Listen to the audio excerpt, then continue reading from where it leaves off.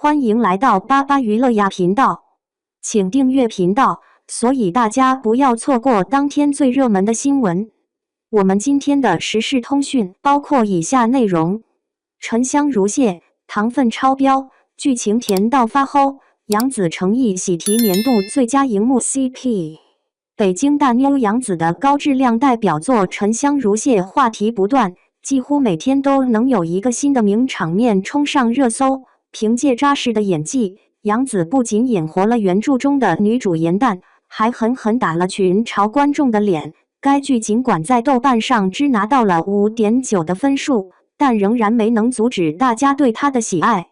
而且不难发现，开始追这部剧的人也越来越多。也就是说，豆瓣评分压根就说明不了任何问题。这样说，肯定会有路人觉得我是在捧杀杨紫。因为在他们眼中，这部《沉香如屑》就是一部彻头彻尾的烂剧，毫无营养可言。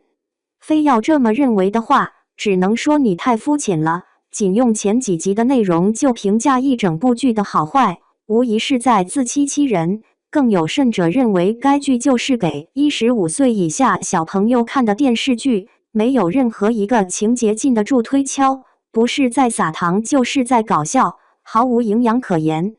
对于这种言论，本人只能用滑天下之大稽来形容。要知道，主创团队早在没上线前宣发的时候就明确表示过，《沉香如屑》是一部古偶甜宠剧，非要把它当成一部悬疑剧来看，这不就是没事找事打自己的脸吗？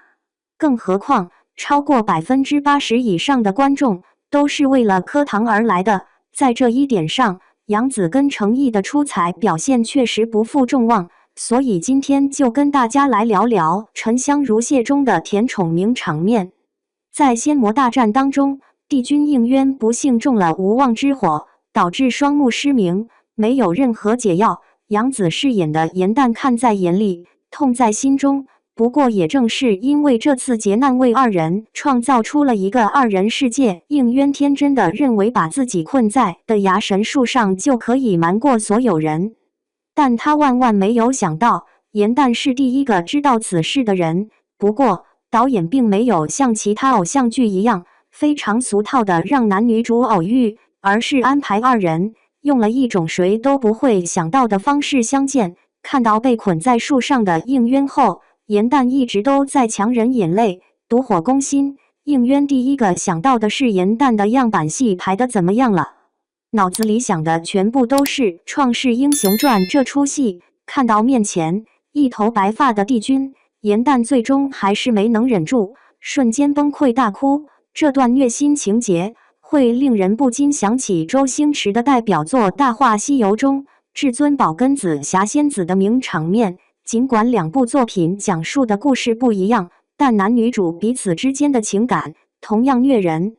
不得不说，杨紫的哭戏太有感染力，隔着屏幕都会替她感到揪心，既不油腻又生动自然，眼泪说掉就掉，一点都不拖泥带水，没有说任何一句肉麻的台词。崩溃大哭的同时，还特意施法变了一种声音，目的就是不让应渊听出是自己的声音。担心应渊得知是自己后，眼睛会伤得更严重。紧接着，一边流泪，一边给应渊讲样板戏。这段情节后来还被不少剧粉进行了2次创作，又虐又甜。虐的是看着自己心爱之人如此痛苦，颜淡却什么做不了；甜的是应渊都已经沦落到这个地步了，心里却还惦记着颜淡，可见颜淡在他心中的地位有多高了。不愧是天生的一对，当应渊蒙住自己的双眼时，颜淡都不忘搞笑，直呼你是不是做到什么好梦了，梦到你自己心爱的女子。此话一出，应渊突然变得十分激动，正准备回对他你在这里胡说八道什么，还没等把话说完，颜淡就不按套路出牌，拿起一个水果就塞进了应渊的嘴里。事实上，颜淡就是在明知故问，深知应渊心里最爱的只有自己，而他的反套路操作给全网观众都撒了一大把狗粮。不少观众都表示，这糖磕的太猝不及防了，可谓甜度爆表。别看严旦想尽了各种办法来伪装自己，但终究还是没能逃过应渊敏锐的鼻子。严旦喂他吃桂花糕时，应渊瞬间就闻到了他身上独有的菡萏花香，或许这就是传说中的心心相印，哪怕看不到对方，也能通过某种气味来进行身份识别。应渊并没有当众戳穿他，就这样，二人都在揣着明白装糊涂，不是你猜我，就是我猜你。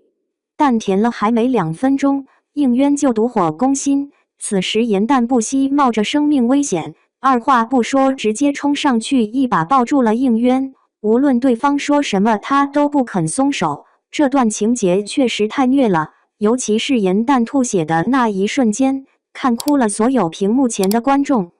再加上扎心的背景音乐，很难令人不为之动容。就在应渊第2次伤病爆发的时候，全身都在发热。情急之下，严旦并没有只是傻傻的站在一旁看着，而是用冰块来给他泡澡。这属于物理降温，并没有错，但可能由于冰块太多了，导致应渊直接被冻成了一个冰棍儿，眼睛上还结了一层冰霜。